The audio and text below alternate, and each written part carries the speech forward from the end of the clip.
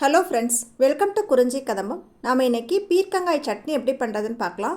இதுக்கு கடாயில் 1 table spoon எண்ணெய் சேர்த்துட்டு எண்ணெய் நல்லா காஞ்சதுக்கப்புறமா 1 டேபிள் ஸ்பூன் கடலைப்பருப்பு, 1 டேபிள் ஸ்பூன் உளுந்தம்பருப்பு சேர்த்து ஓரளவுக்கு பாதி பொன்னிறமாக சிவக்கிற அளவுக்கு வறுத்ததுக்கப்புறமா காரத்திற்கேற்ப காய்ந்த மிளகாய், நான் இன்றைக்கி 4 காய்ந்த மிளகாய் சேர்த்துருக்கேன். இதையும் சேர்த்து கொஞ்சம் நல்லா வதக்கிக்கோங்க. இதுக்கப்புறமா 10 பல் பூண்டு, 1 கப் அளவு பொடியாக நறுக்கிய சின்ன வெங்காயம் சேர்க்குறேன். சின்ன வெங்காயம் இல்லை அப்படின்னா நீங்கள் பெரிய வெங்காயம் கூட சேர்த்துக்கலாம். வெங்காயமும் பூண்டும் நல்லா வதங்கட்டும். பொன்னிறமாக வதங்கினதுக்கப்புறமா 2 தக்காளி சேர்த்துக்க போகிறோம். பொடியாக கட் பண்ணி சேர்த்துக்கலாம். இந்த தக்காளி நல்லா குழைவாக வதங்குற வரைக்கும் வதக்கிக்கணும்.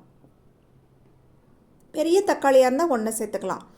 இது நல்லா வதங்கினதுக்கப்புறமா பொடியாக கட் பண்ணி வச்சுருக்கிற பீர்க்கங்காய் 2 கப் சேர்த்துக்கிறோம்.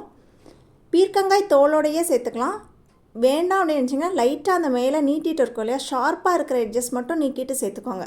தோலோடு சேர்த்தாலே நல்லாயிருக்கும். ஸோ 2 கப் பீர்க்கங்காய் சேர்த்துட்டு இந்த மாதிரி நல்லா கிளறி விட்டுட்டு மூடி போட்டு வேக வைங்க. பீர்க்கங்காயே தண்ணி விடும், அதனால் நீங்கள் தண்ணீர் சேர்க்க வேண்டிய அவசியம் இல்லை. அப்பப்போ நீங்கள் கிளறி பீர்க்கங்காய் நல்லா குழைவாக வேகிற அளவுக்கு வேக வச்சு எடுத்துக்கோங்க. ஒருவேளை பீர்க்கங்காயில் தண்ணி விடலை அப்படின்னா லைட்டாக தண்ணி தெளிச்சுக்கோங்க. மேக்ஸிமம் 1/4 கப் அளவு தண்ணி தெளித்தாலே போதும். நிறையா தண்ணி சேர்த்துட்டிங்கன்னா அரைக்கும் போது ரொம்ப நீர்க்காயிரும். இப்போ நல்லா குழைவாக வெந்ததுக்கப்புறமா தேவையான அளவு உப்பு சேர்த்து அடுப்பை அணைச்சிட்டு ஆற வச்சுக்கோங்க. அரைக்கும் பொழுது நம்ம இது கூட தேங்காய் சேர்த்துக்க போகிறோம்.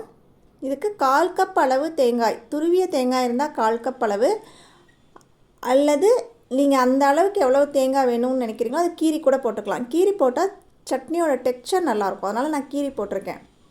தண்ணி சேர்க்காமல் அரைச்சி எடுத்துக்கோங்க.